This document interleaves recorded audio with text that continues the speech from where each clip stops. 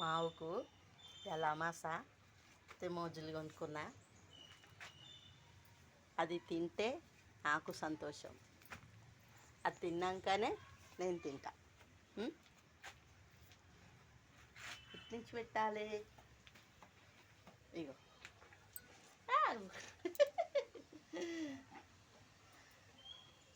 చలో పండుకో, చాలు పండుకో. ఇక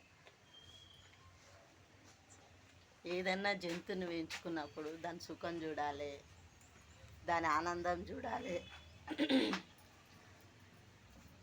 దాని పరిస్థితి అన్నీ గమనించాలి. మనం ఎట్లనో నోరుంటే చెప్పుకుంటాం, వీటికి నోరు లేదు కాబట్టి అన్నీ మనమే గమనించాలి. ఇప్పటివరకు అయితే నాకు అన్నీ మంచి ఆవులు దొరికినాయి, ఏ టెన్షన్ రాలేదు. ఇంకా ఇప్పుడు నెక్స్ట్ మళ్ళీ ఇంకో ఆవును తేవాలనుకుంటున్నా. ఇంకా భగవంతుడు మళ్ళీ ఒక మంచి ఆవుని ఇప్పిస్తే చాలని మళ్ళీ అంతే. ఓకే ఫ్రెండ్స్, ఆకలి అవుతుంది నాకు కూడా, పోయి తినాలి.